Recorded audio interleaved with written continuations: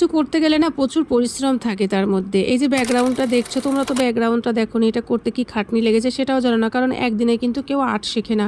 এটা জাস্ট আমি এমনি করেছিলাম, বসে থাকছিলাম, আমার নিজের মনে হলো দেখি তো আমি পারি কিনা, কারণ এরকম পোর্ট্রেট আর্ট অনেকেই করছে, কারণ এটা কিন্তু একদিনে কেউ শেখে না। আর আমি টিচার ছাড়া করেছি। হ্যাঁ, আমি বিউটিশিয়ানের ডিপ্লোমা কোর্স করেছি, আমি মেকআপ জানি, কিন্তু আমি কিন্তু এরকম এই ধরনের শিখিনি, আমার কোনো টিচার নাই।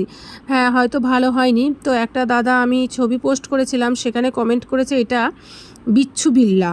তো যাই হোক, মানুষের খারাপ কমেন্টটাও অনেক প্রয়োজন জীবনে শেখার জন্য। আমার মনে হয় মানুষ দেখার থেকে ঠেকে বেশি শেখে, মানে আমি তো ঠেকেই শিখি, মানে কি বলবো। তো যাই হোক, অনেকেই এটা ভালোও বলেছে, বেশ আমার ভালোও লেগেছে। তো ভেবেছিলাম অন্য কিছু বলে আমি পোস্ট করব, কারণ দেখো তোমরা হয়তো 15 মিনিটের ভিডিও দেখছো, কিন্তু অনেকে দেখে আবার না লাইক করো না কমেন্ট করো, কিন্তু দেখো এর মধ্যে যে কতটা পরিশ্রম থাকে, কতটা খাটনি থাকে, একমাত্র যারা ভিডিও করে তারাই একমাত্র জানে, ঠিক আছে। তো যাই হোক, হয়তো তোমরা লাইক কমেন্ট করো না, কারণ তোমাদের হয়তো ভালো লাগে না, কিন্তু তোমরা ভিডিও দেখো, এটাই অনেক। আমি চেষ্টা করব যদি আবারও এরকম কিছু একটা করি তো বেটার করার জন্য। তো অসংখ্য ধন্যবাদ, সাথে থাকবেন।